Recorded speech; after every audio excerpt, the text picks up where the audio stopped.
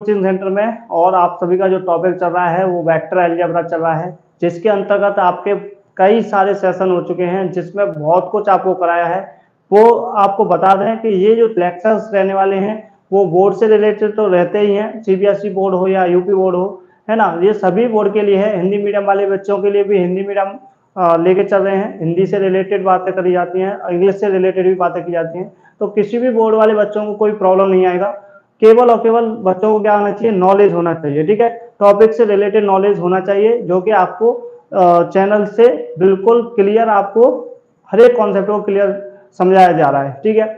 तो आपको ये ध्यान रखना है। इसके साथ साथ आप आगे यदि कंपटीशन की तैयारी कर रहे हैं, गवर्नमेंट जॉब की तैयारी कर रहे हैं, जैसे कि एनडीए है या एयरफोर्स ग्रुप एक्स है या आपका नेवी टेक्निकल मैथ रहता है, तो उन सभी को भी आप निकाल सकते हो। और एक आपका मेन आपका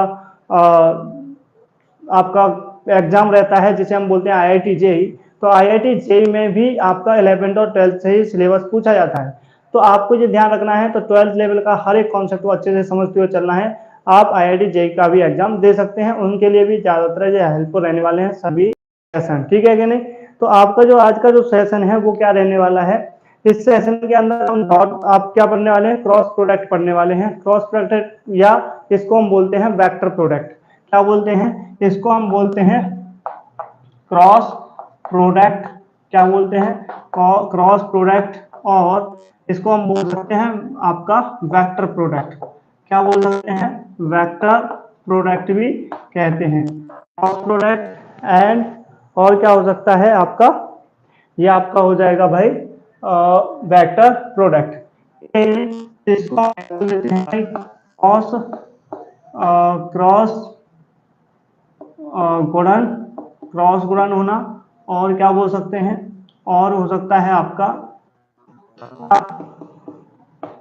तथा सदिश गुणन, सदिश गुणन, ठीक है नहीं। गुणज, गुणज लिख के चलना है, ठीक है ना। गुणन और गुणज एक ही चीज है वैसे तो, लेकिन गुणज अच्छा लगता है, ये आपको ध्यान देना है, ठीक है। तो आज का जो टॉपिक है वो क्या है, आपका क्रॉस प्रोडक्ट और वेक्टर प्रोडक्ट क्यों बोलते हैं, और यहाँ पे आपका टॉपिक रहने वाला है, ठीक है। इसके साथ साथ आज हम पढ़ने वाले हैं कि आपका डॉट प्रोडक्ट और क्रॉस प्रोडक्ट में क्या संबंध होता है, उस टॉपिक को भी हम इसी क्लास में कवर करने वाले हैं। वीडियो को ज्यादा से ज्यादा शेयर कर दीजिए, जितना हो सके आप लाइव आने की कोशिश किया करो। आपका जो क्लास 12th का जो सिलेबस चल रहा है, जिसके क्लासेज आपके 9 बजे सुबह रहते हैं, सुबह 9 बजे से आपकी क्लासेज रहती हैं। यदि कल क्लासेज यदि नहीं रहने वाली है तो उससे पहले दिन आपका क्लासेज शाम को हो जाया करेगा, ये आपको ध्यान रखना है। लेकिन आपको ध्यान देना है कि आपका रेगुलर क्लासेज रहने वाला है, जिस तरह से हमारा टाइमिंग चल रहा है उसी तरह से आपके सेशन रहने वाले हैं। आपका पूरा सिलेबस कराने की जिम्मेदारी हमारी है, लेकिन आपकी जिम्मेदारी ये बनती है कि वीडियो को ज्यादा से ज्यादा शेयर करें और चैनल को सब्सक्राइब करें ना भूलें, वीडियो को भी लाइक किया करें। ये सारी जिम्मेदारी आपकी है, और आप क्लास को पूरा देखा करें और नोट्स बनाते चलें, ठीक है। इन्हीं का बार बार रिवीजन करते हुए चलना है। पहली चीज आती है क्रॉस प्रोडक्ट। क्रॉस का मतलब आपको ये पता चलेगा, जहाँ पे इस तरह से इसको रिप्रेजेंट किया जाता है। इसको किससे रिप्रेजेंट करते हैं भाई, इस तरह से हम इसको रिप्रेजेंट करते हैं, क्रॉस लगा होता है। तो क्रॉस वेक्टर जो है बेसिकली क्या है, आपको समझना है कि यदि हम बात करें वेक्टर, दो वेक्टर्स की बात कर रहे हैं, किसकी बात करें, दो वेक्टर्स की। यदि हम दो वेक्टर्स की बात कर रहे हैं और उन दोनों वेक्टर्स के बीच में यदि गुणा किया जाए, है ना, तो उनसे क्या मिल जाए भाई, वेक्टर ही मिल जाए। दो वेक्टर से हमें एक और वेक्टर मिल जाए, उससे हम क्या कहते हैं, क्रॉस वेक्टर कहते हैं और वेक्टर प्रोडक्ट बोलते हैं। मतलब दो वेक्टर से तीसरा कोई हमें वेक्टर मिल जाए, दो वेक्टर से यदि हमें तीसरा वेक्टर मिल जाए, उसे हम क्या बोलते हैं, क्रॉस प्रोडक्ट बोलते हैं और वेक्टर प्रोडक्ट बोलते हैं। जैसे कि आपको यहाँ पे पता है, जैसे कि आपको यहाँ पे पता है कि आपका जो टॉर्क होता है, टॉर्क जो होता है वो आपका क्या होता है भाई, फोर्स होता है ना, फोर्स और डिस्प्लेसमेंट। तो फोर्स डिस्प्लेसमेंट, आपका जो फोर्स और डिस्प्ले, इनके बीच में क्या आएगा, क्रॉस आएगा। क्यों आएगा, क्योंकि आपका जो फोर्स है ये भी आपकी वेक्टर है, ये भी आपका वेक्टर क्वांटिटी है, ये भी हमारा क्या है, वेक्टर क्वांटिटी है। और डी की बात करें, ये भी आपकी क्या है, वेक्टर क्वांटिटी है, ये भी आपकी वेक्टर क्वांटिटी।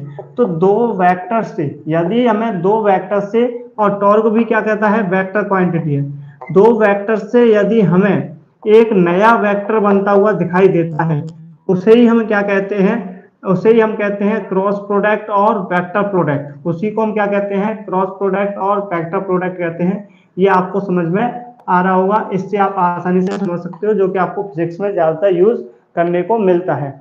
अब यहाँ पे बात आती है, यदि हमें दो वेक्टर्स दिए जाएं और दो वेक्टर्स का यदि हमें क्रॉस प्रोडक्ट निकालना है, तो उसका क्या रिजल्ट रहता है, ये आपको समझना है। जैसे कि आपके दो वेक्टर्स हैं, ये आपका ए वेक्टर है और आपको क्रॉस करना है बी वेक्टर के साथ में, तो इसका जो रिजल्ट होता है वो होता है आपका mod of A, mod of B, और क्या होता है भाई, साइन थीटा। और साइन थीटा ये तो आपका क्या होता है, ये आपका मैग्नीट्यूड होता है। ये आपका यहाँ से आता क्या होता है, मैग्नीट्यूड होता है। जब आप यहाँ पे ए क्रॉस बी कर रहे होंगे, तो यहाँ पे आपको एक तीसरा वेक्टर भी मिलेगा।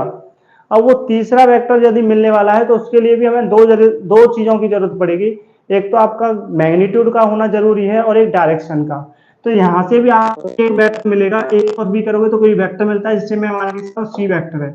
क्या वेक्टर है वो, सी वेक्टर है। तो सी वेक्टर का मैग्नीट्यूड क्या आ जाएगा भाई, mod of A mod of B sine theta होता है। लेकिन यदि इसके डायरेक्शन की जरूरत पड़ेगी, तो उसको हम किससे रिप्रेजेंट करते हैं, एन कैप से रिप्रेजेंट करते हैं। एन कैप क्या बताता है, ये एक नए वेक्टर की डायरेक्शन को शो करता है। किसकी डायरेक्शन को शो करता है, नए वेक्टर की डायरेक्शन को शो करता है। तो एन कैप बेसिकली क्या होता है, ये आपका डायरेक्शन होता है, जो आपका तीसरा वेक्टर होता है। आ रहा है कि नहीं आ रहा, डायरेक्शन होता है। तो ये आपको ध्यान रखना है कि यदि हम दो वेक्टर क्रॉस प्रोडक्ट मिलते हैं, तो वहां से तीसरा वेक्टर हमें मिलता है। तो बेसिकली क्रॉस प्रोडक्ट और वेक्टर प्रोडक्ट की जरूरत कब पड़ी है, जब जरूरत पड़ती है जब दो वेक्टर से हमें एक वेक्टर मिलता हो, तब वहां पर हमें क्या निकालना है, आपको क्रॉस प्रोडक्ट निकालना है और वेक्टर प्रोडक्ट निकालना है। ठीक है, इसके साथ साथ आपको एक चीज और समझना है कि यदि यदि ये ए वेक्टर ये है और आपका ये बी वेक्टर ये है, तो आपका जो सी वेक्टर मिलने वाला है वो क्या रहने वाला है, थोड़ा सा आपको ये समझते हुए चलना है। यदि मैं कहां से कहां जा रहा हूं, यदि मैं कहां से कहां जाऊं भाई, बी से ए की तरफ ठीक है जा रहा हूं। यदि बी से ए की तरफ जा रहा हूं, किसकी तरफ जा रहा हूं भाई, ई से ए की तरफ। तो यहाँ पे आपको दिख रहा होगा ये एक प्लेन है, ये आपका ए बी वेक्टर से एक प्लेन बनने वाला है। क्या बनने वाला है, ये आपका सरफेस बनने वाला है। ठीक है कि नहीं, देखो जैसे कि आप समझ सकते हो, यहाँ पे ये आपके दो पेन है ना, इन पेन से समझ के चलो कि आपका यदि ये आपका ए वेक्टर है और ये आपका बी वेक्टर है, ये आपका ए वेक्टर है और ये आपका बी वेक्टर है, ये आपको दिख रहा होगा। ठीक है, इस तरह से देखोगे तो आपको दिखेगा। एक और चीज यहाँ पे और समझ सकते हो, क्या समझ सकते हो, देखो यहाँ पे मैं इसको दिखा रहा हूँ, ये वाला ऐसे करके है, ऐसे समझो कि इसका एक सरफेस इस तरह से बनेगा। ये आपका A vector A B vector है ना, ए बी वेक्टर किसी एंगल पर हो सकते हैं। ठीक है, समझ के चलो, यदि ए वेक्टर बी वेक्टर दे रखे हैं, इस तरह से रखे हुए हैं, तो यहाँ से आपको एक सरफेस बनता हुआ दिखाई देगा। ए वेक्टर और बी वेक्टर के बीच में एक सरफेस दिखाई दे रहा होगा, इस तरह से आ रहा है कि नहीं ये सरफेस। तो यहाँ पे हमें निकालना क्या है, तीसरा वेक्टर जो आने वाला है उसकी डायरेक्शन क्या रहेगी, उसको हमें समझना है। तो ये आपको ध्यान से समझना, ए और बी वेक्टर से एक सरफेस ये बनेगा। अब ये सरफेस बनता है, तो यहाँ पे आप ए से कहा जा रहे हो, बी की तरफ ऐसे जा रहे हो, तो आप जहां से चलना शुरू कर रहे हो उसी जगह पर अपनी हथेली को इस तरह से रख लेना है। किसकी तरफ चल रहे हो, उस तरफ अपने उंगलियों को मोड़ना है, उस तरफ अपनी उंगलियों को क्या करना है, मोड़ना है। तो जो अंगूठा की डायरेक्शन होगी उससे ये उसकी डायरेक्शन होगी, जो आपका तीसरा वेक्टर है, जो आपका ए और बी वेक्टर से निकलने वाला है तीसरा वेक्टर। क्या ध्यान से समझो कि यदि ए वेक्टर और बी वेक्टर इस तरह से और इसका एक सरफेस है, और आपको यहाँ से ए से बी की तरफ चलना है, ए से बी की तरफ चलना है, उंगलियों को इस तरह से मोड़ना है, इस तरह से उंगलियों को मोड़ना है। और जो अंगूठा की जो डायरेक्शन है, ये डायरेक्शन वेक्टर सी की होने वाली है। ये डायरेक्शन किसकी रहने वाली है, ये आपका वेक्टर सी की डायरेक्शन रहने वाली है, जो कि आपका ये इस तरह से दिख रहा होगा, ये आपको दिख रहा होगा इस तरह से। ठीक है, ये आपका सी वेक्टर है, ये इस तरह से आपको दिख रहा होगा, ये सी वेक्टर है, इधर की तरफ, इधर की तरफ आपका क्या है, सी वेक्टर। आपको दिख नहीं रहा होगा तो इसको इस तरह से देख लो, ये ए वेक्टर है, ये बी वेक्टर है, तो ये आपका जो ये वाला जो वेक्टर है वो आपका सी वेक्टर है। ठीक है, अब देखो ध्यान से, अब यहाँ पे एक चीज और समझ के चलो कि यदि मैं बी से ए की तरफ जा रहा हूँ, एंगल यदि बी से ए है तो बाहर की तरफ आपका वेक्टर आ जाएगा। लेकिन कल को ऐसा भी तो हो सकता है कि ए से बी वेक्टर का एंगल दे रखा हो, ए से बी में जाना हो, मतलब आपको ए से बी में जाना है, मतलब ए क्रॉस बी निकालना है। बी क्रॉस ही निकालते हैं तो ऐसे निकलेगा, यदि ए क्रॉस बी निकालना है तो इस तरह से जाना पड़ेगा। तो वो कहाँ होगा, इस तरफ होगा, अंदर की तरफ। आपका ये वेक्टर कहाँ जाएगा, अंदर की तरफ आ जाएगा, इस तरह से अंदर की तरफ, जो कि आपको नहीं दिख रहा है वो इस तरह से दिखेगा। आ रहा है कि नहीं आ रहा? तो ये सारी चीजें आपको समझ में आ गई होंगी कि किस तरह से आपके तीसरे वेक्टर की डायरेक्शन रहने वाली है। अब इसको हमें मैथमेटिकली समझना है, ठीक है। देखो मैथमेटिकली समझना है तो इसको मैं इसको चेंज कर लेता हूँ, ए वेक्टर यहाँ रख लेता हूँ, बी वेक्टर यहाँ रख लेता हूँ, क्योंकि आपको समझने में थोड़ा सा आसानी हो जाएगी। यदि मैं ए से बी जा रहा हूँ, कहाँ जा रहा हूँ, ए से बी, तो ए से बी जाऊंगा तो कहाँ आएगा भाई, ये आपका ए क्रॉस बी आएगा। क्या आएगा, ए क्रॉस बी। तो अंगूठा मेरी कहाँ है, अंगूठा की डायरेक्शन किधर है, इधर की तरफ, मतलब इस बोर्ड के परपेंडिकुलर है, बाहर की तरफ दिख रहा है कि नहीं दिख रहा। तो जो सी वेक्टर है, जो क्या आएगा भाई, सी वेक्टर की डायरेक्शन इधर की तरफ होगी, ये आपको ध्यान रखना है, ये आपका सी वेक्टर हो जाएगा, ठीक है। दूसरी चीज, यदि आप यहाँ पे बी क्रॉस ए कर रहे हो, क्या कर रहे हो, बी क्रॉस ए कर रहे हो, तो यहाँ पे अभी डायरेक्शन क्या होगी, अंदर की तरफ। क्या आ गई भाई, डायरेक्शन अंदर की तरफ। तो इसका मतलब यहाँ पे नेगेटिव साइन आएगा, जो कि आपको डायरेक्शन को बता के वो चलेगा कि डायरेक्शन क्या है, अपोजिट है। तो क्या आएगा, माइनस बी क्रॉस के ए आएगा। तो सी वेक्टर यदि हम यहाँ पे ये कहें कि ए क्रॉस बी क्या बराबर हो जाएगा B cross C, B cross A के, तो ये आपको बिल्कुल गलत कर देना है, ये आपको कभी भी बराबर नहीं होगा। लेकिन बराबर कब होता है, ये याद रखना है, ए क्रॉस बी करो और माइनस लगाओ तो आपका बी क्रॉस ए करोगे तो आंसर आपका बराबर आ जाएगा। बी क्रॉस ए करोगे तब आंसर आपका करेक्ट हो जाएगा। ये आपको समझ में आना चाहिए। ये आपका एक कॉन्सेप्ट यहाँ पे क्लियर हो गया, ठीक है। इसके साथ साथ आप ये भी समझो कि सी वेक्टर की डायरेक्शन क्या है, ध्यान से समझो। जब आपका ए वेक्टर इस तरह से है, ए वेक्टर यदि इस तरह से, सी वेक्टर इसके इस तरह से रहता है, तो इसका मतलब आपका ए वेक्टर से भी 90 डिग्री पर है, और बी वेक्टर से भी क्या, कितना एंगल बनाएगा, 90 डिग्री बनाएगा। तो आपका जो सी वेक्टर है वो इस तरह से बाहर की तरफ। अब इसको बाहर की तरफ हम दिखा नहीं सकते, इसको हम देख नहीं सकते बाहर की तरफ, तो इसको इस तरह से हम इसको ऐसे डाल देते हैं, इसको ऊपर की तरफ डाल कर दिया जाता है, किसकी तरफ, ऊपर की तरफ। तो ये जो डायरेक्शन है, ये जो डायरेक्शन है वो आपका एन कैप कहलाती है, और यही सी वेक्टर की डायरेक्शन है। यही सी वेक्टर की डायरेक्शन है, जो कि बी वेक्टर के भी ये परपेंडिकुलर होता है, और ये आपका सी, आपका ए वेक्टर के भी परपेंडिकुलर होता है। तो यहाँ पे आप बात कर लें सी वेक्टर की, तो C vector perpendicular to A and B vector. ध्यान रखना, सी वेक्टर जो है वो A vector and B vector के परपेंडिकुलर होता है, हमेशा रहता है। यदि ये C vector A and B vector के परपेंडिकुलर है, तो आप यहाँ पे ये बोल के चलोगे C vector is equal to A cross के बी वेक्टर। ये आप बोल के चलोगे कि C vector is equal to A cross के बी वेक्टर है। ये आपको समझ में आना चाहिए। जैसे कि आपसे बोल दिया जाए कि एक ऐसा वेक्टर है जो ए और बी दोनों वेक्टर्स के परपेंडिकुलर है, दोनों वेक्टर्स के परपेंडिकुलर है, तो समझ जाना कि आपको जो तीसरा वेक्टर पूछा जा रहा है वो तीसरा वेक्टर आपको ए क्रॉस बी करने के बाद मिलेगा। क्या मिलने वाला है, ए क्रॉस बी के बाद मिलने वाला है। ये आपको समझ में आना चाहिए, ठीक है। तो C perpendicular A and B, C perpendicular A and B, ये आपको ध्यान रखना है कि ए वेक्टर और बी वेक्टर के परपेंडिकुलर कौन होता है, सी वेक्टर होता है, हमेशा याद रखना है, ये इसके लंबवत होता है। ये सारी चीजें आपको समझ में आ गई होंगी। ये भी आपको रिजल्ट याद रखना है, ये माइनस के करने के बाद बराबर होता है, बराबर नहीं सकते हो, डायरेक्ट बराबर नहीं बोल सकते हो। तो सी वेक्टर के लिए ये आपको मैग्नीट्यूड मिल गया, आपका mod of A mod of B sine theta magnitude, और आपका क्या आ जाएगा भाई, आपका आ जाएगा एन कैप आ जाएगा, ठीक है। तो ये सारी चीजें आपको समझ में आ गई होंगी। अब आगे चलते हैं, आगे आपका क्या रिजल्ट रहता है, किस तरह से और चीजें रहती हैं, वो भी हमें समझते हुए चलना है, ठीक है। अब यहाँ पे थोड़ा सा और समझ के चलो, यदि मैं इसका मॉडुलस निकाल देता हूँ, यदि मैं इसका मॉडुलस निकालूं, जैसे कि आपको बोला जाए मॉड ऑफ सी बराबर आप लिख सकते हो, आप लिख सकते हो ए क्रॉस के बी वेक्टर का मॉड, बराबर में क्या आ जाएगा भाई, ये आपका मॉड ऑफ ए, आपका mod of B sine theta, ये तो कांस्टेंट है, इस पर मॉडुलस का कोई फर्क नहीं पड़ेगा। लेकिन एन कैफ का जब मॉडुलस निकालोगे, एन कैफ का मॉडुलस निकालोगे, और एन कैफ क्या है, बेसिकली आपका यूनिट वेक्टर है, और यूनिट वेक्टर का यदि हम क्या निकाल रहे हैं, मॉड निकाल रहे हैं, तो इसका मान क्या होता है, यूनिट वेक्टर का मॉड बराबर के 1 होता है। ये आपको समझ में आना चाहिए। तो इसका मतलब आपका ये आ गया कि ए क्रॉस के बी या सी मॉड ऑफ बोल सकते हैं। ए क्रॉस बी क्या होता है, mod of A mod of B sine theta होता है, जो कि आप याद करते हो कि आपका ए क्रॉस के बी बराबर के mod of A mod of B sine theta होता है। इसका यूज हम तब करेंगे जब आपको दोनों ही वेक्टर किस पे दे रखे हों, एक दूसरे के किसी ना किसी एंगल पर हो, किसी ना किसी एंगल पर हो, ठीक है कि नहीं, तभी इसका हम यूज करते हैं। ये आपको ध्यान देना है।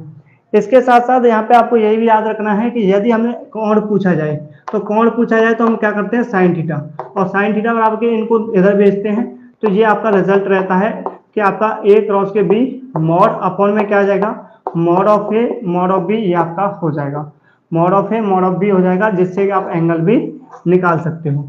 अब एंगल से रिलेटेड बातें चल रही हैं, तो एंगल से रिलेटेड कुछ और भी टर्म्स होती हैं, जैसे कि समझ के चलो। पहला पॉइंट आपका ये हो सकता है कि आपका A vector and B vector, A vector and B vector are parallel, A vector and B vector are parallel.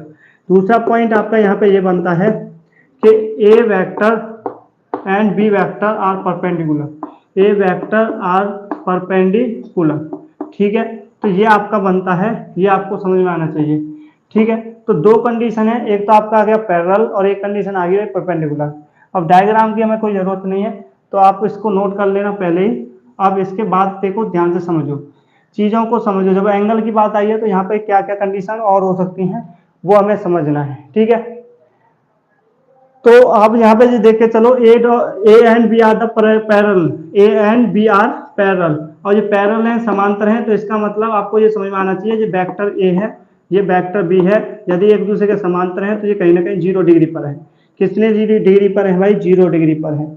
और 0 डिग्री पर है तो यहाँ पे एक साइन की बात आ रही है, किसकी बात आई है, साइन की। तो साइन 0 का मान क्या होता है, ये आपको समझ में आना चाहिए। साइन 0 का मान क्या होता है भाई, 0 होता है। इसका मतलब आपका जो फाइनल रिजल्ट है वो क्या आ जाएगा, 0 आ जाएगा, ठीक है कि नहीं। आपको यहाँ पे देखने को मिलेगा कि ए क्रॉस बी वेक्टर करते हैं, तो फर्स्ट कंडीशन को ध्यान से देखो, तो ये क्या आ जाएगा, ए क्रॉस के B vector mod is equal to क्या आ जाए, ये पूरा 0 हो जाएगा, तो आंसर 0 आ जाएगा। तो 0 कब होता है, ये आपको कंडीशन समझ में आ रही होगी, जब A vector parallel to B vector है। ये 0 कब आता है कंडीशन, जब A vector parallel to B vector होता है, तब आपका कंडीशन क्या आता है, 0 आता है। ये आपको समझ में आना चाहिए। दूसरा कंसेप्ट है आपका परपेंडिकुलर। यदि आपके वेक्टर एक दूसरे के परपेंडिकुलर होते हैं तो 90 डिग्री का एंगल बनाते हैं। और जब कॉस साइन 90 की बात करें, क्योंकि यहाँ पे साइन एंगल दे रखा है, तो साइन की बात करेंगे, साइन 90 की, तो साइन 90 का मान क्या होता है, 1 होता है। तो साइन 90 का मान 1 होता है, तो इसका मतलब दूसरी कंडीशन को हम इस तरह से लिख सकते हैं कि ए क्रॉस के बी वेक्टर का मॉड इज इक्वल टू क्या आ जाएगा भाई, mod of A mod of B हो जाएगा, ठीक है। क्योंकि आपका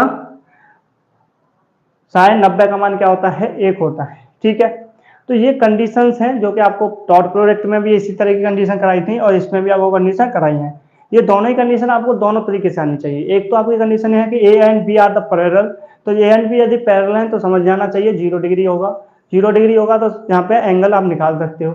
यदि आपसे ये बोल दिया जाए कि यदि किसी वेक्टर्स के बीच में एंगल जो है वो 0 डिग्री है, तो आप बता दोगे उन दोनों जो वेक्टर हैं वो क्या है, एक दूसरे के पैरेलल हैं। यदि हमसे ये बोल दिया जाए कि आपको A and B are the perpendicular, तो आपको समझ में आना चाहिए दोनों ही वेक्टर एक दूसरे के 90 डिग्री पर हैं।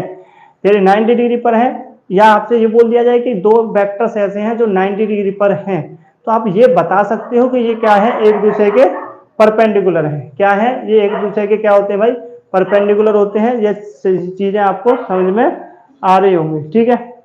तो यहाँ पे अब आगे चलते हैं, आगे आपकी क्या कंडीशन हो सकती है वो हमें समझना है। आगे की कंडीशन को समझते हुए चलना है कि क्या आपकी कंडीशन हो सकती है, ठीक है। तो यहां से आपको पता चला कि 90 डिग्री क्या होता है, किस तरह से हम कर सकते हैं, है ना, ये क्या क्या एंगल हो सकते हैं, ये सारी चीजें हमें समझ में आ रही है, ठीक है। अब मेन चीज होता है कि हम ए क्रॉस बी कैसे निकालें, ए क्रॉस बी कैसे निकालें। ए क्रॉस बी निकालने से पहले आपको थोड़ा सा मैट्रिक्स का ज्ञान होना चाहिए। किसका ज्ञान होना चाहिए भाई, मैट्रिक्स का। अब मैट्रिक्स को जब हम अच्छे से पढ़ाएंगे, आपका पूरा टॉपिक जब उठाएंगे तो आपको करा दिया जाएगा। मैट्रिक्स के अंदर आपको एक चीज और पढ़ने को मिलती है जिसे हम बोलते हैं डिटर्मिनेंट। डिटर्मिनेंट, तो डिटर्मिनेंट हम किस तरह से निकालते हैं ये आपको समझना है। जैसे आप क्या बोलते हो, सारणिक बोलते हो, क्या बोलते हो, सारणिक बोलते हो। अब सारणिक के अंदर हमें डिटर्मिनेंट निकालना होता है। अब डिटर्मिनेंट हम सारणिक निकालना है तो किस तरह से निकालते हैं, जैसे आपका कोई भी मैट्रिक्स है ना, उसका कहीं ना कहीं ऑर्डर होता है, ऑर्डर के हिसाब से हम चलते हैं, मैट्रिक्स आपके ऑर्डर पर डिपेंड करता है। अब ऑर्डर हम किस तरह से लिखते हैं ये भी आपको समझ में आना चाहिए कि रो इनटू कॉलम होता है, आपका रो इनटू कॉलम आपका ऑर्डर होता है, ये आपको समझ में आना चाहिए। तो आपका ऑर्डर मतलब आपके लिखते हैं जैसे कि 2x2 का कोई भी मैट्रिक्स है, या आपका 2x3 का मैट्रिक्स है, या आपका 3x4 का मैट्रिक्स है, या आपका 3x3 का मैट्रिक्स है, इस तरह से आपका मैट्रिक्स होता है। ये आपका रो को दर्शा के चलता है, ये आपका कॉलम को दर्शाता है, ये रो, ये आपका कॉलम, ये रो, ये आपका कॉलम, ये आपका रो, ये आपका कॉलम, इस तरह से शो करता है। तो यहाँ पे हमें डिटरमिनेंट निकालना है। तो डिटरमिनेंट निकालने के लिए यहाँ पे एक चीज आपको समझना है कि डिटरमिनेंट निकालने के लिए केवल और केवल किसका यूज होता है, स्क्वायर मैट्रिक्स का यूज होता है। अब स्क्वायर मैट्रिक्स क्या है ये भी हमें समझना पड़ेगा भाई, स्क्वायर मैट्रिक्स का यूज होता है। अब स्क्वायर मैट्रिक्स वो मैट्रिक्स होता है जिसमें आपके रो कॉलम के बराबर हो, मतलब रो जितने हैं उतने ही कॉलम होने चाहिए। जैसे कि आपका 1/1 हो सकता है, क्या हो सकता है, 1x1 हो सकता है, 2x2 हो सकता है, 2x2 ये ऑर्डर हो सकता है, या आपका 3x3 ऑर्डर हो सकता है। ठीक है, 1x1 में बात करेंगे तो यहाँ पे आपका केवल और केवल क्या हो सकता है भाई, ए ही हो सकता है, एक ही कंडीशन हो सकती है और उसका मॉडुलस केवल ये खुद ही होता है। ठीक है क्या, यदि हम 2x2 की बात करेंगे इस तरह से दे दिया जाए जैसे कि आपका ए है, ये बी है, ये आपका सी और ये डी है, तो यहाँ पे ध्यान रखना है इसका गुणा इससे करोगे और इसका गुणा इससे करोगे, और क्या कर देना है, इसका इससे गुणा कर रहे हो, इस तरह से गुणा कर रहे हो तो इसको पॉजिटिव रखना है, इसका इससे गुणा करोगे तो इसको नेगेटिव रखना है। किससे, नेगेटिव। जैसे कि आपने यहाँ पे गुणा किया, ए का डी से करा है तो यहाँ पे आपका ए डी आ जाएगा, और फिर इसको इससे कर रहे हो, इस तरह से करके चल रहे हो, इससे या इससे करोगे तो आपका क्या आएगा, सी डी आएगा, और इसमें से इसको घटा देना है। क्या कर देना है, घटाना है। क्या कर देना है, घटाना है, ये आपको समझ में आना चाहिए। ठीक है, किस तरह से निकालते हैं ध्यान से समझो। जैसे आपसे बोला गया कि आपको बोला गया इसका डिटरमिनेंट निकालिए, जैसे कि 2 3 और आपको बोला गया 1 और 2, इसका निकालना है। कैसे करोगे ध्यान से समझो, इसका गुणा इससे करोगे तो क्या आएगा भाई, 4 आएगा, इसका गुणा इससे करोगे तो क्या आएगा, 3, इसमें से इसे को हटा देना है, तो आंसर कितना आ गया, 1 आ गया। इस तरह से निकालते हैं। दूसरा पॉइंट आप यहाँ पे भी माइनस से रिलेटेड कर सकते हो, माइनस का 2 -1 और ये 2 और ये 4 दे रखा है, यहाँ पे इसका गुणा इससे के साथ ही करना है तो आ जाएगा माइनस का 1। ये माइनस तो रहेगा ही रहेगा, क्योंकि जब इससे गुणा कर रहे होंगे तो माइनस ही करना है, घटाना ही है, ये आपको ध्यान रखना है। माइनस करोगे और इसके बाद इसका कर रहे हो तो ये माइनस का 2 आता है। गुणा बाद में करना है, पहले आपको ये सिंबल जरूर लगाते हुए चलना है। यदि इस तरह से करना है तो आपको पॉजिटिव, इससे करोगे तो क्या करना है, घटाना है। किसका करना है, घटाते चलना है। तो ये आएगा माइनस का 8 और यहाँ पर आ जाएगा प्लस का 2, तो आपका आंसर क्या आ जाएगा, माइनस का 6 आ जाएगा। आ रहा है कि नहीं आ रहा। तो ये तो केवल 2/2 का मैट्रिक्स है और इसको हम इस तरह से सॉल्व कर सकते हैं। और जब डिटरमिनेंट निकालना है तो उसके लिए हमें स्क्वायर मैट्रिक्स के बारे में पता होना चाहिए। स्क्वायर मैट्रिक्स वो होते हैं जिसमें रो और कॉलम्स होते हैं। ये सारी चीजें आपको समझ में आ रही होंगी। ठीक है, अब यदि बात आती है जब 3/3 का आपको डिटरमिनेंट दिया जाए, 3/3 का जब मॉडुलस दिया जाता है तो उसको आप किस तरह से सॉल्व करोगे, उसकी बात आती है। ठीक है, उसी को हमें समझना है कि उसको हम किस तरह से सॉल्व करेंगे। ठीक है, 3/3 को थोड़ा सा समझते हुए चलते हैं। 3/3 का मैट्रिक्स, जैसे कि यहाँ पे ये समझ के चलो 3/3 के मैट्रिक्स को, जैसे 1 2 3 और यहाँ पे आपको 4 1 2 और 3 5 2, इस तरह का कोई भी 3/3 का दे रखा है। देखो रो कैसी होती है, ये आपका पहली रो है, ये आपकी दूसरी रो है, ये तीसरी रो है। यदि आप हॉरिजॉन्टल देखते हो तो रो मिलता है, यदि आप हॉरिजॉन्टल देखते हो तो रो मिलता है। रो बराबर के क्या आ जाएगा भाई, हॉरिजॉन्टल। तो हॉरिजॉन्टल यदि आप देख रहे हो तो रो होता है। यदि आप वर्टिकली देखते हो कॉलमन मिलता है, वर्टिकली देखते हो तो कॉलमन मिलता है। रो को आप क्या बोलते हो, पंक्ति बोलते हो, याद होना चाहिए। इसको बोलते हैं पंक्ति, इसको क्या बोलते हैं भाई, इसको बोलते हैं स्तंभ, इसको बोला जाता है स्तंभ। तो ये आपका क्या है, वर्टिकली है, इसको हम ये वर्टिकली देखना पड़ेगा, वर्टिकली। तो वर्टिकली यदि आप देख रहे हो तो आपका क्या मिल जाता है, कॉलमन मिल जाता है। ऊपर से देखते हो तो कॉलमन मिलता है, मतलब आपका स्तंभ मिलता है। ये सब चीजें आपको समझ में आनी चाहिए। ठीक है, अब इसको किस तरह से सॉल्व करते हैं ये आपको आना चाहिए, समझ में आना चाहिए। ध्यान से समझो कि आपको पहले इसका क्या निकालना है, डिटरमिनेंट निकालना है। पहले आप क्या लिखोगे, 1 लिखोगे। ठीक है। इसके बाद आप ब्रैकेट स्टार्ट कर लोगे क्योंकि इसका गुणा करना है इसके अंदर। जब इसको निकाल रहे हो तो इसके सामने वाले को देखो और इससे नीचे वाले को देखो। इससे जस्ट सामने वाले को देखो, जस्ट सामने वाली जो भी आपकी रो है उसको देखो, और इसके नीचे वाले क्या होंगे, स्तंभ होंगे। तो इसका स्तंभ और रो देखो, उनको छोड़ देना है, उनको छोड़ देना है। इसको छोड़ो और इसको छोड़ो, बचेगा ये वाला। ये आपका 2x2 का मैट्रिक्स बन गया। इसका इससे गुणा करोगे और इसका इससे गुणा करोगे तो ये आपका आ जाएगा 2 माइनस का 5 दूनी 10 आ जाएगा। आ रहा है कि नहीं आ रहा? अब जब आप दूसरे रो को करना सोल्व करेंगे, आप 2 पे बैठ जाओगे और जब 2 को सोल्व करोगे तो यहाँ पे हमेशा माइनस आता है, ये जरूर याद रखना है। क्या आता है? माइनस आता है। ये सारी चीजें फिक्स हैं, ये आप समझते हुए चल लोगे। यदि आप इसको निकालते हो तो यहाँ पे माइनस ही आएगा, ये आपको समझ में आ गया। ठीक है। इसके बाद आप यहाँ पे क्या करोगे, इसके बाद इसका रो देखो। रो क्या है? ये किस रो में है इसको भूल जाओ, ये किस कॉलम में है इसको भूल जाओ। बच्चे कौन कौन से? 4 3 2 2, 4 3 2 2। इसका इससे गुणा करोगे तो क्या आएगा भाई? 8 आएगा। इसका इससे गुणा करोगे तो 6 आएगा, माइनस का 6। अब बात करते हैं तीसरे की। तो तीसरा यदि हमें निकालना है तो तीसरे का गुणा करना है, और क्या निकालना है? इसका रो कौन सा है उसे भूल जाओ, स्तंभ कौन सा है उसे भूल जाओ। बचे कौन से? 4 1 3 5। इसका इससे गुणा करोगे 5 और 20, इसका इससे गुणा करोगे तो क्या आएगा? 3। तो ये आएगा आपका 20 माइनस का 3 आ जाएगा। और इसको जब सॉल्व करोगे तो क्या आएगा भाई? ये आएगा माइनस के 8, और इसको करेंगे तो क्या आएगा? प्लस का 2 आएगा, तो माइनस के 4। और इसको जब सोल्व करोगे तो कितना आएगा भाई? 17 या 51। ये आपका माइनस के 12 और ये आपका 51। तो इसको जब सॉल्व करोगे तो 10 कम करो 41 आएगा, 2 की कमी है 39, तो आपका प्लस का 39 आ जाएगा फाइनल आंसर। ठीक है।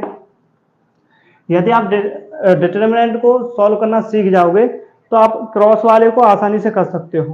क्रॉस वाले को आपको दिक्कत नहीं आने वाली है। ये आपको समझो 3 6 3 और 1 2 1, ये आपको दे रखा है मैट्रिक्स। अब इसका डिटरमिनेंट निकालना है तो सबसे पहला टारगेट है हमें 5 का मान निकालना है। 5 का मान निकालना है तो आप 5 को पहले रख लोगे, फिर इसके रो को भूल जाओ, इसकी रो जो है वो उसको भूल जाओ, इसके कॉलम को भूल जाओ, जो आप निकाल रहे हो उसको यहाँ पे आगे लिख लेना है। और इसके बाद आपको क्या करना है? उसकी रो को भूल जाओ और कॉलम को भूल जाना है। तो आपके सामने ये भूल गए, ये भूल गए और ये भूल गए, बचा क्या? 3 2 2 1। इसका गुणा इससे करोगे और इसमें से इसे घटा दोगे, इसका गुणा इसके करोगे इससे घटाओगे तो 3 1 3। इससे गुणा करोगे तो इसको घटा दो, 2 दूनी 4। अब देखो दूसरा इस वाले एलिमेंट का कर रहे हो तो ये माइनस रहता ही है, ये माइनस में रहता ही है। ठीक है। अब ये माइनस का 2 इसमें दे रखा है, ये बाहर देखना, माइनस का 2 ये दे रखा है। यहाँ पे माइनस प्लस भी बहुत ज्यादा मिस्टेक्स होती है, इसी चीज को हमें ध्यान से समझना है। अब इसके बाद आपका क्या होता है? इसके बाद आपका ये सॉल्व करना है, इसको सॉल्व करना है तो इसकी रो को भूल जाओ, इसके कॉलम को भूल जाओ। बचा क्या? 6 2 1 1। 6 का गुणा 1 से करोगे तो कितना आएगा? 6। 2 का गुणा 1 से करोगे तो कितना आएगा? माइनस का 2 आ जाएगा। आपको माइनस के साथ लेते हुए चलना है। फिर आप देखोगे 3 के साथ में। अब 3 के साथ में देख रहे हो तो आपका क्या आएगा? ये प्लस करोगे और 3 लगाओगे, और 3 का जब सॉल्व करोगे तो क्या करना है? 3 वाले का रो भूल जाओ और 3 वाले का कॉलम भूल जाओ। तो 6 3 2 1 आपको मिलेगा। 6 का गुणा 2 से करोगे तो कितना आएगा? 12। और जब इसका इससे गुणा करोगे तो माइनस लगा के इसको घटा देना है, माइनस लगा के इसको घटा देना है। ठीक है। अब इसको सॉल्व करोगे तो क्या आएगा? माइनस का 5, और ये माइनस चल ही रहा है, ये माइनस का 2 है, ये प्लस का 4 आएगा। तो ये आपका क्या आ जाएगा? माइनस का आपका 8 आ जाएगा। प्लस ये क्या आ जाएगा आपका भाई? 9 आ जाएगा, 9 3 आ जाएगा 27। ठीक है। इसको आप सॉल्व करोगे तो क्या आएगा? प्लस का 8 और ये आपका 27। तो आपका 27 और 8 35, 5 ये क्या आएगा? 30 आ जाएगा। ठीक है। इस तरह से आप सॉल्व कर सकते हैं। ठीक है। अब बात आती है यदि हमें ए क्रॉस बी करना है तो किस तरह से करते हैं, क्योंकि आपका जो कंसेप्ट है, आपका जो डिटर्मिनेंट का जो कॉन्सेप्ट है, आपका जो मैट्रिक्स का कॉन्सेप्ट काम कर रहा है, वो यूज होगा आपका वेक्टर के अंदर, वो यूज होने वाला है वेक्टर के अंदर। ठीक है कि नहीं? तो वेक्टर के अंदर किस तरह से काम करेगा ये हमें समझना है। किस तरह से हम ए क्रॉस बी निकालते हैं ये हमें समझते हुए चलना है। क्या काम रहता है, किस तरह से हम सॉल्व करने वाले हैं। एग्जाम्पल से बहुत जल्दी हम समझ जाएंगे, ये हमें ध्यान देना है। देखो यदि हमें निकालना क्या है, क्वेश्चन के अंदर आपसे बोला जाए इजी एग्जाम्पल ग्रेसिया, तो आपको बोला गया कि ए वेक्टर जो है वो आपका 2 i कैप है, प्लस 3 j कैप है और प्लस का 4 k कैप है। इसी तरह से आपको बी वेक्टर दिया जा रहा है और आई कैप प्लस का जे कैप प्लस का के कैप ये आपको दे रखा है। आपसे बोला गया कि ए क्रॉस बी निकालिए। क्या निकालिए भाई? ए क्रॉस बी निकालिए। ए क्रॉस बी जब भी निकालते हो तो आपको एक सी वेक्टर मिलता है। ये चीज आपको समझ में आनी चाहिए। यदि आप ए क्रॉस बी करोगे तो यहाँ पे कहीं ना कहीं आपको क्या मिलेगा? वेक्टर मिलेगा, और वो वेक्टर आप मान के चलो सी मान के चलोगे, ठीक है। इसके साथ साथ आपको ये भी बता दिया कि जो सी वेक्टर है वो आपका ए के भी परपेंडिकुलर होता है और बी के भी परपेंडिकुलर होता है। ये आपको समझ में आना चाहिए। कभी कभी लैंग्वेज लिख के दे देता है, आपसे ये बोलता है कि आपको एक वेक्टर दिया जा रहा है जो दोनों वेक्टर के परपेंडिकुलर है, लंबवत है। तो दोनों ही वेक्टर के लंबवत है, तो इससे आपको जो समझ में आ जाना चाहिए कि ये दोनों वेक्टर का क्या करना है? क्रॉस करना है, तभी आपको तीसरा वेक्टर दे दिया जाएगा और आपको मिल जाएगा, ठीक है। अब यहाँ पे ए क्रॉस बी निकालना है तो कैसे निकालोगे? सी वेक्टर निकालना है, कैसे निकालोगे? आप सीधा सा आप यहाँ पे क्या करोगे? इस तरह से आप क्या निकालोगे? डिटर्मिनेंट बना लोगे। क्या क्या क्या बनाओगे? मॉड की तरह जो आपके सिंबल्स हैं उसी तरह से लिख लेना है। ऊपर लिख देना है आई कैप, जे कैप और के कैप। ये आपको लिख देना है आई कैप, जे कैप और के कैप। अब यहाँ पे देखो कि आपका ए वेक्टर जो दे रखा है उसके क्या क्या आई कैप है, क्या जे कैप है और क्या के कैप है। तो आई कैप है आपका 2 तो 2 लिख लो, जे कैप क्या है 3 3 लिखो, के कैप क्या है 4 तो 4 लिख लो। ऐसे ही बी वेक्टर को देखो, बी वेक्टर में आई कितना है 1 और जे कितना दे रखा है 1 और के कितना दे रखा है 1 दे रखा है, ठीक है। अब इसके बाद उसी तरह से सॉल्व करना है जिस तरह से अभी अपने डिटर्मिनेंट को सॉल्व किया था। तो डिटर्मिनेंट में आपको बताया था जब आपको जिसका मान निकालना होता है, जिसका मान निकालना होता है उसको आप पकड़ के बैठ जाओ, इसकी रो और इसके कॉलम को भूल जाओ। तो हमें मान निकालना है भाई आई कैप का। जब आई कैप का निकालना है तो इसको आप इस वाले कॉलम को भूलोगे, इसकी रो को भूल जाओगे। तो यहाँ पे बचेगा क्या? 3 4 1 1 बचेगा। 3 का एक साथ गुणा करोगे क्या आएगा? 3 आएगा। इसका गुणा इससे करोगे तो माइनस का 4 आ जाएगा, ठीक है। गुणा करने के बाद ये घटाना होता है, ध्यान रखना है। और दूसरे नंबर का यदि हम मान निकालते हैं वो हमेशा कैसा आएगा? नेगेटिव आएगा। ये मैंने पहले बता दिया था। क्या लेके चलना है भाई? नेगेटिव। तो ये आएगा माइनस का जे कैप। क्या आएगा भाई? माइनस का जे कैप। अब जे कैप की रो को भूल जाओ और जे कैप के कॉलम को भूल जाओ। तो 2 4 1 1 दिख रहा हो। अब इसको सॉल्व करो। 2 का गुणा 1 से करोगे तो 2 आएगा, 4 का गुणा 1 से करोगे तो क्या आएगा? 4। तो 2 माइनस के 4 आ जाएगा। अब आपको निकालना है के कैप। अब आपको निकालना है के कैप। इसके कॉलम को भूलो, इसके रो के भूल जाओ। तो 2 3 1 1 बचेगा। तो 2 का गुणा 1 से करोगे तो क्या आएगा? 2 और 2 माइनस का क्या आ जाएगा? 3 आ जाएगा। तो ये आएगा 2 माइनस का 3। तो जब इसको सॉल्व करेंगे तो क्या आएगा? माइनस का आई कैप आ जाएगा। इसको सॉल्व करेंगे तो माइनस का 2 आएगा, माइनस टू क्या आ जाएगा? प्लस का 2 जे कैप हो जाएगा, ठीक है। इसको जब सॉल्व करोगे तो माइनस का आएगा, माइनस का के कैप हो जाएगा। ये जो वेक्टर निकल के आया है वो क्या है? आपका सी वेक्टर है। तो माइनस का आपका आई कैप प्लस का जे कैप प्लस का के कैप आ जाएगा। क्या है? माइनस का है, सॉरी माइनस आ जाएगा, ठीक है। तो ये आपका क्या आ गया भाई? आंसर आ गया। तो आप आसानी से ए क्रॉस बी की वैल्यू निकाल सकते हैं। इस तरह से आपको डिटर्मिनेंट सॉल्व करना आना चाहिए और आप आसानी से ए क्रॉस बी निकाल सकते हैं। क्या निकाल सकते हैं भाई? ए क्रॉस बी निकाल सकते हैं। अब बात आती है, यदि आपने ये कहा है कि आपका जो सी वेक्टर निकालने वाले हो वो हमेशा ए और बी के परपेंडिकुलर होता है कि नहीं होता है। यदि आपको यहाँ पे कोई भी डाउट होता है तो आप चेक कर सकते हो। कैसे?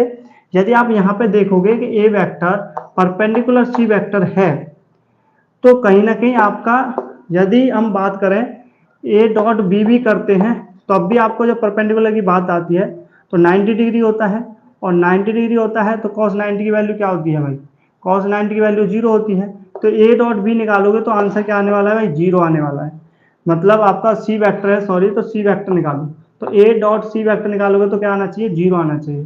क्या 0 आ सकता है? देखो भाई, ए वेक्टर आपको दे रखा है 2 आई कैप प्लस का 3 जे कैप और प्लस का 4 के कैप। अब इसका डॉट प्रोडक्ट निकालो सी के साथ में। सी आपका ये दे रखा है माइनस का आई कैप प्लस का 2 जे कैप और माइनस का के कैप। जब इसका डॉट प्रोडक्ट निकालोगे तो इसका आएगा माइनस का 2। अब इससे गुणा करोगे तो क्या आएगा भाई? प्लस का 6 आ जाएगा। इसका के साथ करोगे तो क्या आएगा? माइनस का 4 आएगा। तो आपको दिख रहा होगा 6 माइनस 6 और आगे क्या आ गया? 0 आ गया। तो इससे आपको पता तो चल गया कि ए जो है वो परपेंडिकुलर टू सी वेक्टर है कि नहीं। ये कंडीशन के हिसाब से भी आप चेक कर सकते हो और आपको ये पता भी चल गया कि हाँ ए वेक्टर सी वेक्टर ये इसके परपेंडिकुलर होता है, ये हकीकत है। आपको यदि ये चेक करना है कि बी वेक्टर भी सी वेक्टर से परपेंडिकुलर है या नहीं है तो आप निकाल लो। आप क्या निकालोगे, B vector dot C vector निकालोगे।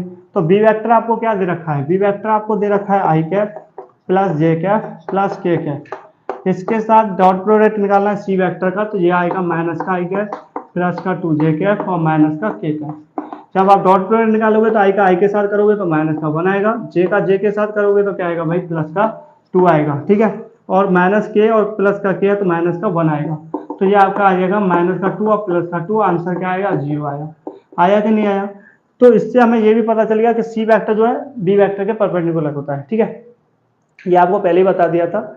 यदि आप ए क्रॉस बी निकाल रहे हो या सी वेक्टर यदि निकाल रहे हो किसी एक वेक्टर से, तो आपके जो दो वेक्टर्स हैं, वेक्टर से तीसरा वेक्टर हमेशा परपेंडिकुलर होता है। आपका जो सी वेक्टर है वो दोनों वेक्टर के परपेंडिकुलर होता है। ये आपको समझ में आना चाहिए, ये फिक्स है। ठीक है, ये चीजें क्या है, फिक्स है। आपको डिटर्मिनेंट निकालना आ गया भाई, इस तरह से तीसरा वेक्टर निकाल सकते हैं। आपको यहाँ पर कोई भी दिक्कत नहीं आना चाहिए। ठीक है, आपको कोई भी दिक्कत नहीं आनी चाहिए। ठीक है, यदि हमें ए क्रॉस बी निकालना है, एक और एग्जांपल हम अच्छे से समझ लेते हैं जिससे चीज़ें सिंपल हो जाए और आप आराम से ए क्रॉस बी निकाल सकें। जैसे कि आपको यहाँ पे कोई भी आपको एग्जांपल दे दिया जाए, जैसे कि आपको ए वेक्टर दिया जा रहा है, ए वेक्टर आई कैप प्लस का जे कैप प्लस का के कैप आपको दे रखा है, और आपको बी वेक्टर दिया जा रहा है आई कैप माइनस का जे कैप और माइनस का के कैप। ठीक है, और आपसे बोला गया आप ए क्रॉस के बी निकालिए। क्या निकालिए, ए क्रॉस के बी निकालिए। तो सबसे पहला काम आपको ए क्रॉस बी निकालना है, तो ए क्रॉस बी को क्या मान के चलो भाई, सी वेक्टर मान लो, क्योंकि हमें एक वेक्टर नया निकालना है ना। तो ए क्रॉस बी क्या निकल के आएगा, एक नया वेक्टर सी वेक्टर मानते हुए चलना।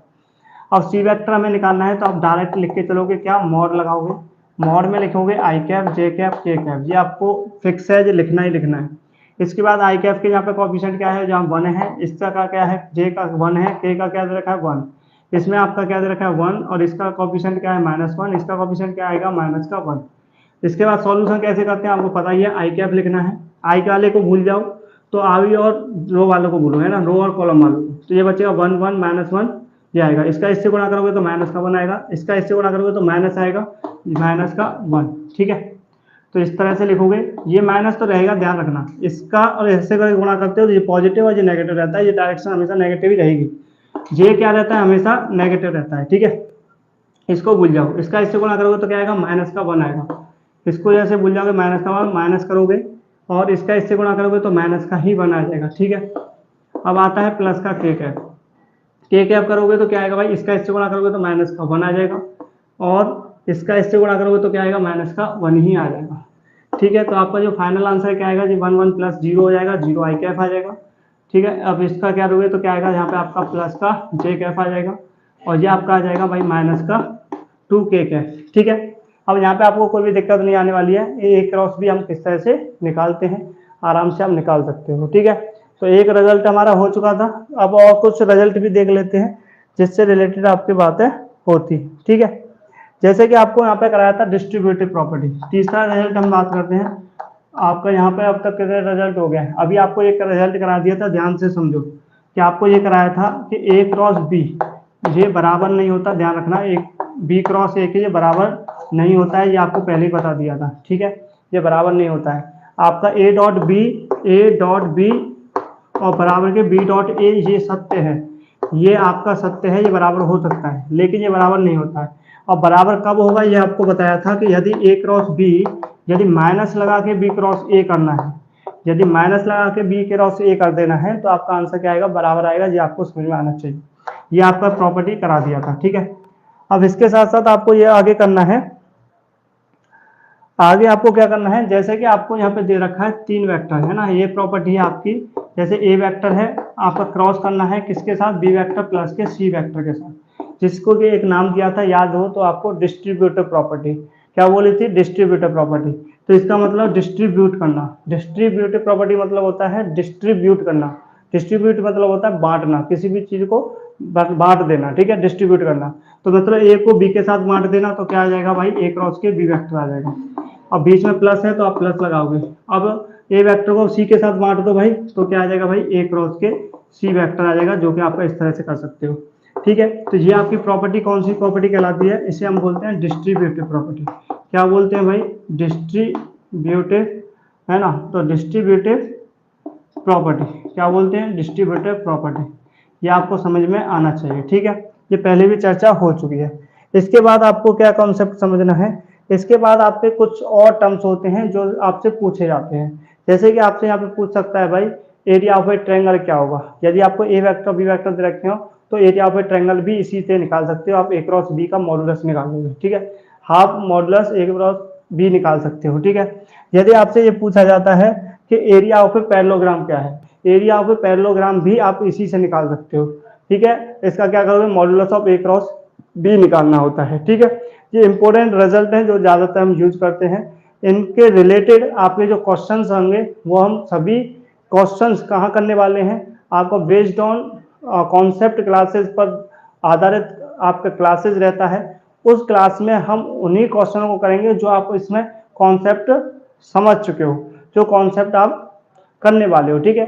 तो उस क्लास को आप कभी भी मिस मत कीजिएगा, क्योंकि आपके कॉन्सेप्ट यदि क्लियर हैं तो उसके रिलेटेड जितने भी क्वेश्चन होते हैं वो क्लासेस में सॉल्यूशन कराए जाते हैं, और ज़्यादातर वो क्वेश्चन बहुत ही इंपॉर्टेंट होते हैं जो कि आपके लिए फ्यूचर के लिए बहुत ज़्यादा हेल्पफुल रहने वाले हैं, ठीक है। तो यहाँ पे आपको और समझना है, आगे आपका क्या है, आपको यहाँ पे लिख सकते हैं अगला पॉइंट, आप लिख सकते हो अगला पॉइंट लिख सकते हो एरिया ऑफ ए पैरेललोग्राम। क्या लिख सकते हो भाई, एरिया ऑफ ए पैरेललोग्राम, ठीक है। एरिया ऑफ ए पैरेललोग्राम, तो area of a parallelogram basically क्या हो जाएगा, आपका हो जाएगा ए वेक्टर क्रॉस के बी वेक्टर का मॉड, ये याद रखना है डायरेक्ट। तो अगला पॉइंट आपका याद होना चाहिए आपको एरिया ऑफ ए ट्रायंगल, और area of A triangle, area of A triangle. तो एरिया ऑफ ए ट्रायंगल क्या होता है, 1/2 मॉड ए वेक्टर और क्रॉस के बी वेक्टर होता है, ठीक है। इसके साथ साथ आपका एक और रिजल्ट है जो कि हम ऊपर लिख लेते हैं, आपको विजिबल हो रहा है कि नहीं, ठीक है। तो आपको ये ऊपर लिख देते हैं। अगला रिजल्ट जो रहने वाला है वो भी हमें समझना है, क्या है अगला रिजल्ट, जिससे हम क्या बोलते हैं, एरिया ऑफ ए क्वाड्रिलेटरल बोलते हैं। क्या बोलते हैं, क्वाड्रिलेटरल। तो अगला जो पॉइंट है उसको हम बोलते हैं area of a quadrilateral, area of a quadrilateral. तो area of a quadrilateral equal to क्या हो जाएगा भाई, ये आपका हो जाता है जैसे कि आपका डायगोनल से रिलेटेड रहेगा, ठीक है। क्या रहेगा, डायगोनल से रिलेटेड रहता है। तो आपको यहाँ पे डायगोनल लिखना पड़ेगा, आपका क्या होता है 1/2 आपका मॉड आपका क्या हो जाएगा ए सी क्रॉस के बी डी हो जाएगा, क्या हो जाएगा ए सी क्रॉस के बी डी हो जाएगा, ठीक है। अब यहाँ पे आपको ए सी निकालना पड़ेगा। ए सी निकालने के लिए मैंने बता दिया था कि पोजिशन ऑफ ए वेक्टर आपको याद होना चाहिए। अब पोजीशन ऑफ वेक्टर किसका, लाइन का, पोजीशन ऑफ ए लाइन। तो पोजीशन ऑफ ए लाइन के लिए आपको बताया था सारे जो वेक्टर होते हैं, सभी जो वेक्टर्स होते हैं वो किससे मेजर किए जाते हैं, ओरिजिन से मेजर किए जाते हैं। ये सभी बातें हमारे पिछले सेशन में हो चुकी हैं, ठीक है। तो ये आपका क्या आ जाएगा, ओसी वेक्टर माइनस के आपका ओए वेक्टर, इससे आप एसी निकाल सकते हो। बीडी निकालने के लिए आपको क्या करना पड़ेगा, आपको लिखना पड़ेगा ओडी माइनस के क्या लिखना पड़ेगा भाई, ओ भी लिखना पड़ेगा, ठीक है।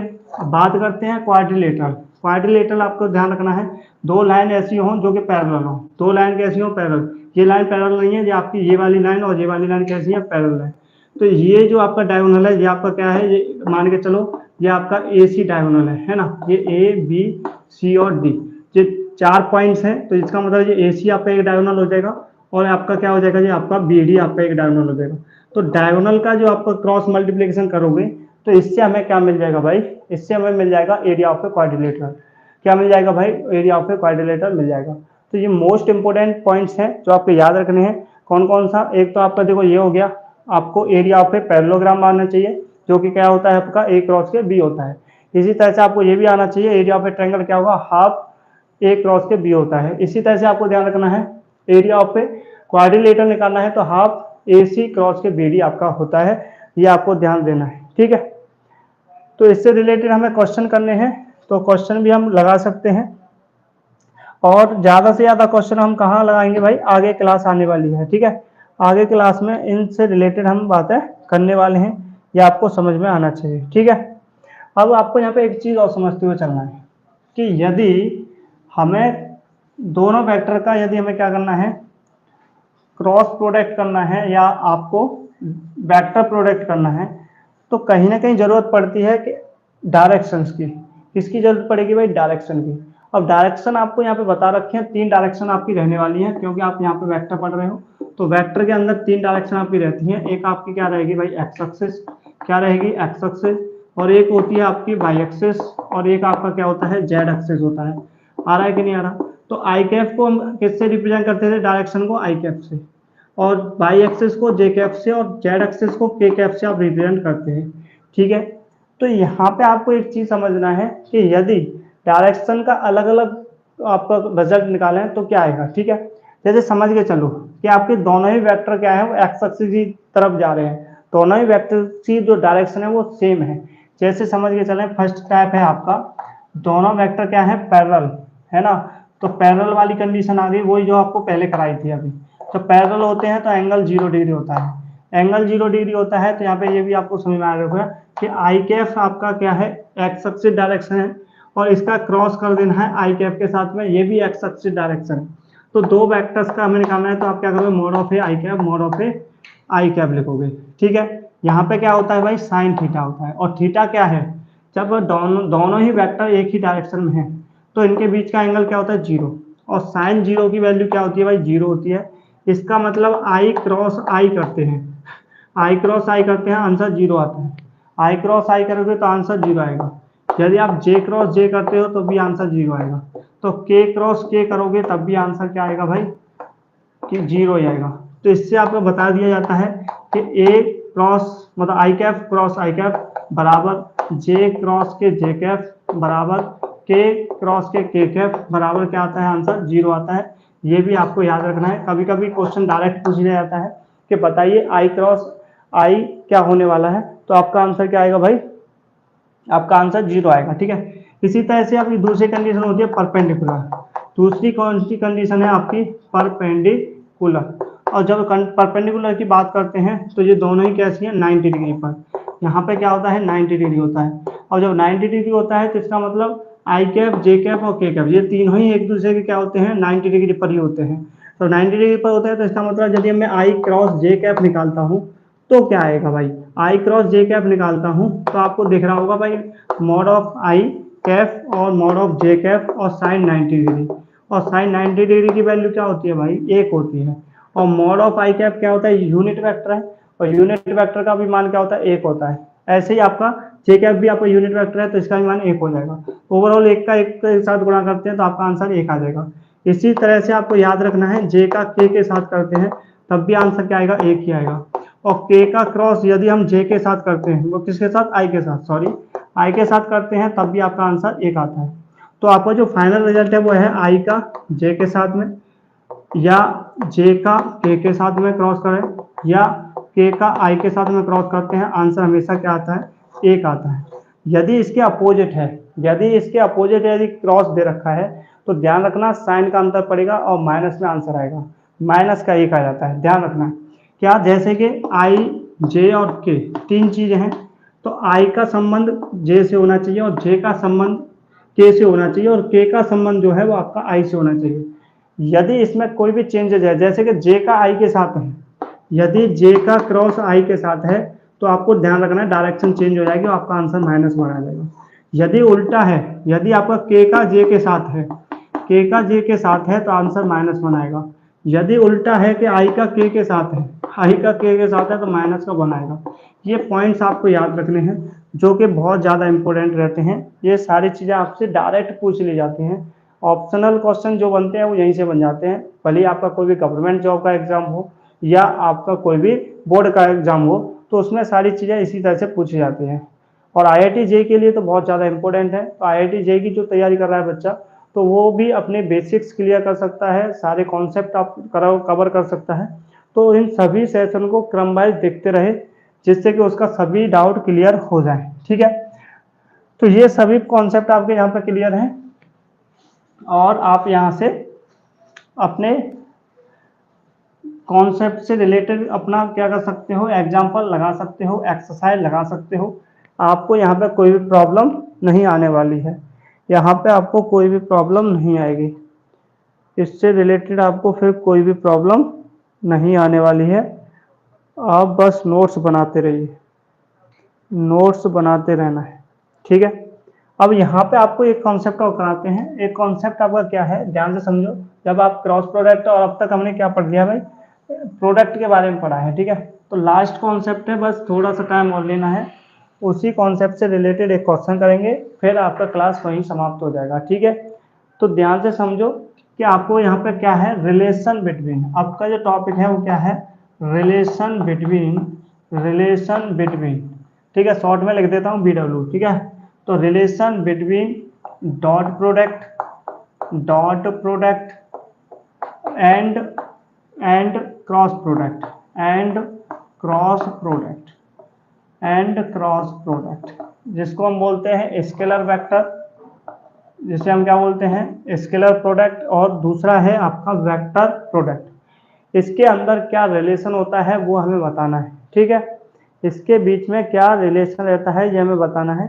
यदि आपको ये विजुअल नहीं हो रहा है तो मैं बोल रहा हूँ, तो बोल के आप लिख सकते हो, रिलेशन बिटवीन डॉट प्रोडक्ट और एंड क्रॉस प्रोडक्ट, ठीक है कि नहीं। इन दोनों के बीच का क्या बताना है, आपको रिलेशन बताना है। जबकि आपको यहाँ पे ये पता है, यदि ए वेक्टर डॉट बी वेक्टर करता हूं तो क्या होता है, मॉड ऑफ ए होता है, मॉड ऑफ बी होता है, mod of A mod of B vector, और आपका आ जाता है कॉस थीटा। इसी तरह से आपको यहाँ पे ये भी पता है कि यदि हम mod of vector A cross vector B का मॉड निकालते हैं तो वो आपका क्या होता है, आपका mod of A mod of B sine theta होता है, ठीक है कि नहीं। तो इसकी जो शुरुआत है वो आपके लैग्रांज साइंटिस्ट जो थे उन्होंने बनाया था, लैग्रांज जो थे उन्होंने ये बताया था। इसके बारे में जो बताया था वो कौन से साइंटिस्ट थे, जिन्हें हम बोलते हैं लैग्रांज, क्या बोलते हैं, लैग्रांज बोलते हैं। तो लैग्रांज थ्योरम बोला जाता है, क्या बोला जाता है, लैग्रांज थ्योरम बोला जाता है, लैग्रांज थ्योरम, ठीक है। क्या बोलते हैं भाई, लैग्रांज बोलते हैं, एल नहीं आएगा यहाँ पे, क्या आएगा जी, लैग्रांज बोलते हैं, क्या बोलते हैं, लैग्रांज। तो आपका हो जाएगा जी आपका LA। तो लैग्रांज थ्योरम बोलते हैं, क्या बोलते हैं भाई, लैग्रांज थ्योरम बोलते हैं, क्योंकि लैग्रांज ने ही इसका रिजल्ट दिया था, लैग्रांज ने ही इसका रिजल्ट दिया था, इसलिए इसको बोलते हैं लैग्रांज थ्योरम। तो यहाँ पे एक चीज आपको समझ में आ रही होगी कि आपने एक रिजल्ट पढ़ रखा है कि साइन पे स्क्वायर थीटा प्लस कॉस पे स्क्वायर थीटा बराबर क्या होता है भाई, 1 होता है। तो इसी रिजल्ट को देखते हुए यहाँ पे साइन भी है कॉस भी है, इसी रिजल्ट को देखते हुए उन्होंने दिमाग लगाया कि यहाँ पे साइन भी है कॉस भी है, और इस साइन और कॉस को यदि मैं स्क्वायर करके और जोड़ देता हूँ, स्क्वायर करके यदि मैं जोड़ देता हूँ तो मेरा आंसर 1 आ जाएगा। तो इसका मतलब ये वाले रिजल्ट से आंसर 1 आ जाएगा, ठीक है। इसके साथ साथ आपको ये भी पता चला mod of A mod of B mod of A mod of B, यहाँ पे दोनों के मान कैसे हैं, इक्वल हैं। अब इक्वल हैं तो यहाँ पे कहानी कैसे बनेगी भाई, दोनों का स्क्वायर करके ऐड कर देना है। जब आप ए डॉट के बी वेक्टर का क्या कर रहे हो, स्क्वायर कर रहे हो, प्लस कर दो किसके साथ में, ए क्रॉस बी मॉड का स्क्वायर के साथ प्लस कर दो, समीकरण नंबर फर्स्ट, समीकरण नंबर सेकंड। तो यहाँ पे करना क्या है ये आपको समझ में आ रहा होगा कि मॉड ऑफ ए और मॉड ऑफ बी का होल स्क्वायर, यहाँ पे आ जाएगा भाई कॉस प्लस का थीटा, प्लस ये आ जाएगा आपका mod of A mod of B sine theta का स्क्वायर आ जाएगा, साइन थीटा का स्क्वायर आ जाएगा, ठीक है। तो आपने किया क्या है, आपने ये किया है समीकरण नंबर फर्स्ट वह सेकंड का वर्ग करके वर्ग करके जोड़ा है, वर्ग करके जोड़ने पर, ठीक है। तो वर्ग करके आपको जोड़ना है, ठीक है कि नहीं। तो यहाँ पे आपको देखने को मिल रहा है कि mod of A square mod of B square, तो ये आपका A square mod of B square, यहाँ पे आप ए स्क्वायर करो बी स्क्वायर करो, तो ये दोनों में कैसा है, कॉमन है। तो मैं इसको ऐसे लिख सकता हूँ कि ए डॉट के बी वेक्टर का whole square plus mod of A cross के बी वेक्टर का होल स्क्वायर बराबर होता है आपका मॉड ऑफ ए पे स्क्वायर और मॉड ऑफ बी पे स्क्वायर। ये आ जाएगा आपका, बीच में बचेगा कॉस पे स्क्वायर थीटा और वहां बचेगा साइन पे स्क्वायर थीटा, जो कि आपका क्या होता है, 1 होता है। तो इसका मतलब आपका ये आ जाएगा वेक्टर ए वेक्टर बी का whole square plus mod of A vector B vector A का होल स्क्वायर बराबर किसके होता है भाई, मॉड ऑफ ए का होल स्क्वायर और आ जाता है आपका मॉड ऑफ बी का होल स्क्वायर आ जाता है। ये आपको समझ में आना चाहिए, ये आपको समझ में आना चाहिए। ये आपका फाइनल रिजल्ट होता है, जो कि किसने दिया था, लैग्रांज थ्योरम बोलते हैं, तो लैग्रांज ने दिया था। तो इससे रिलेटेड आप एक एग्जांपल करके चलते हैं, जिससे कि हमारा पूरा कॉन्सेप्ट आसानी से समझ में आ जाए। ठीक है, जिससे कि हमारा पूरा कॉन्सेप्ट आसानी से समझ में आ जाए। ठीक है, तो देखते हैं आपका क्वेश्चन ये दे रखा है कि नहीं दे रखा। तो इससे रिलेटेड कोई क्वेश्चन है कि नहीं। ठीक है, तो तब तक आप इसको नोट कीजिए, तब तक आप इसको नोट कीजिए, तब तक आप इसका नोट कीजिए, इसको आप नोट करते रहिए। ठीक है,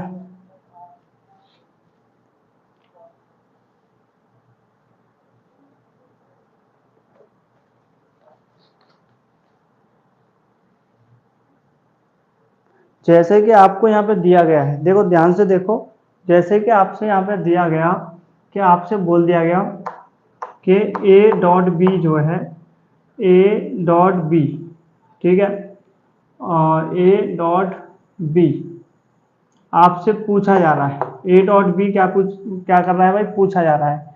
अब आपसे बोला गया कि ए क्रॉस के बी वेक्टर का मॉड इज इक्वल टू क्या दे रखा है आपको, यहाँ पे आपको दे रखा है 2, क्या दे रखा है, 2 दे रखा है। और आपसे बोला गया कि मॉड ऑफ ए जो आपको क्या दे रखा है भाई, ये आपको दे रखा है 4, क्या दे रखा है, 4 दे रखा है। और मॉड ऑफ बी जो दे रखा है वो आपको क्या दे रखा है, वो आपको दे रखा है 3। ठीक है, तो आपसे ये बोला गया कि ए डॉट बी निकालिए। तो इस तरह का यदि कॉम्बिनेशन दिख रहा है, जैसे ए डॉट बी निकालना है और ए क्रॉस बी दे रखा है, तो आपको यहाँ पर ध्यान रखना है, जब डॉट प्रोडक्ट और क्रॉस प्रोडक्ट दोनों ही एक साथ हों तो आपको डायरेक्ट ये वाली थ्योरम लगानी है।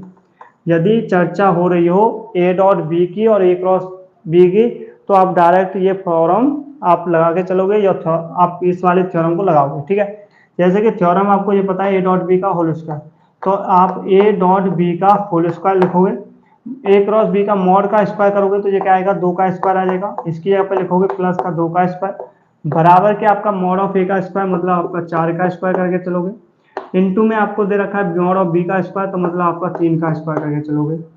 तो आपका ये आ जाएगा, आपका ए डॉट के बी वेक्टर का होल स्क्वायर बराबर हो जाएगा, ये आपका आ जाएगा 16, और ये आपका कितना आ जाएगा भाई, 9 आ जाएगा, और माइनस का आ जाएगा 4, माइनस का क्या आ जाएगा 4। ठीक है, और 16 नंबर कितना हो जाएगा भाई, तो 16 9, ठीक है, तो ये आपका आ जाएगा, ये आपका 16 नंबर 144, माइनस का आ जाएगा 4, तो ये आपका आ जाएगा 140। अब इसके बाद आप देखोगे तो ए डॉट बी बराबर क्या आ रहा है भाई, 140 आ रहा है, जो कि यहाँ पे इसका स्क्वायर है। तो आप यहाँ पे लिख सकते हो ए डॉट बी बराबर के आपका आ जाएगा रूट ऑफ 140। अब 140 के यदि फैक्टर करते हो तो क्या आएगा भाई, 270, 2 से करोगे तो 35 आएगा, 5 और ये 7 आ जाएगा, 7 और 5 आ जाएगा। तो इसका मतलब आपका आ जाएगा 2, आपका इसका मतलब आएगा 2 रूट ऑफ 35। ये आपका फाइनल आंसर हो जाएगा, ये आपका क्या हो जाएगा भाई, फाइनल आंसर हो जाएगा। तो इस तरह से आप कर सकते हैं, और इससे रिलेटेड जितने भी क्वेश्चन होंगे हम अगली क्लास में कर लेंगे। तो आपका जो सेशन है यही समाप्त होता है। तो आज के टॉपिक में तो आपको ये करा दिया है कि आप क्रॉस प्रोडक्ट से रिलेटेड क्या क्या हो सकता है, किस तरह के कॉन्सेप्ट हो सकते हैं, सभी कॉन्सेप्ट आपके हो चुके हैं। आप इसी तरह से आप पूरा क्लासेस लेते रहिए, अपना नोट्स बनाते रहिए, वीडियो को ज़्यादा से ज़्यादा शेयर कीजिए, वीडियो को लाइक करना ना भूलें, वीडियो को लाइक जरूर करें, और चैनल को सब्सक्राइब कर लें, और बेल आइकन को जरूर दबा लें, जिससे कि आपको नोटिफिकेशन मिलता रहे। आपका जो क्लास 12th का पूरा सिलेबस आपको कराया जाएगा, और इसके जो क्लासेज रहती हैं सुबह 9 बजे का टाइमिंग रहता है, सुबह 9 बजे इसकी क्लासेज रहती हैं, और रेगुलर रहती हैं, ये आपको समझ में आना है। ठीक है, तो ये लाइव सेशन में आने की कोशिश किया करें, आप 9 बजे लाइव सेशन लिया करें, जिससे लाइव चैट में आप अपने डाउट भी पूछ सकते हैं। जिस तरह से ऑफलाइन क्लासेस चलती हैं उसी तरह से ऑनलाइन क्लासेस भी आपकी चलती रहेंगी, आप अपनी तैयारी भी अच्छे से अच्छे तरीके से कर पाओगे। ठीक है, तो डीके कोचिंग सेंटर के साथ, इस चैनल के साथ बने रहिए, और अपनी तैयारी इसी तरह से करते रहिए। ठीक है, थैंक यू वेरी मच।